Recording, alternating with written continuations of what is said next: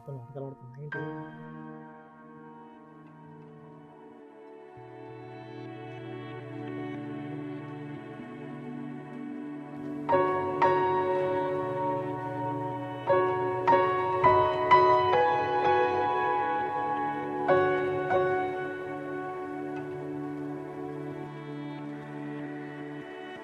ఏంటండి అలా డల్గా ఉన్నారు?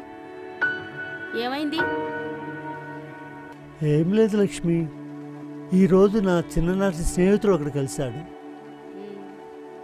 మాటల మధ్యలో అమ్మాయికి పెళ్లి కుదిరిందని చెప్పాను. వాడు చాలా సంతోషించి అబ్బాయి గురించి వివరాలు అడిగాడు. నేను ఫోన్లో అబ్బాయి ఫోటో చూపించి అబ్బాయి ఫ్యామిలీ గురించి చెప్పాను. నా స్నేహితుడికి అబ్బాయి ఫ్యామిలీ గురించి బాగా తెలుసట. వాడి కూతురు కూడా అదే ఊరికి ఇచ్చాడట. ఇందులో బాధపడటానికి ఏముందండి? అయితే వాడు అబ్బాయి ఫ్యామిలీ గురించి కొన్ని విషయాలు చెప్పాడు. అవునా, ఏంటండి అది? అబ్బాయి ఫ్యామిలీ అంత మంచి వాళ్ళు కాదట.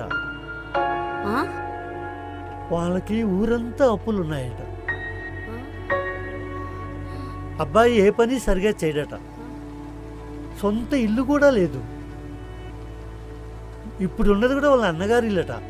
సొంత ఇల్లు కూడా లేదు. ఏంటండి ఇదంతా నిజమేనా? వేరే వాళ్ళు చెప్తే నేను నమ్మేవాడిని కాదు లక్ష్మి. వాడు నా స్నేహితుడు. పైగా వాళ్ళ అమ్మాయిని చూడడానికి ఈ ఫ్యామిలీ వాళ్ళే వెళ్ళారట. అప్పుడు తెలిసిందంట వీడికి ఆ ఫ్యామిలీ గురించి. భగవంతుడా, ఏమిటయ్యా మాకు ఈ పరీక్ష?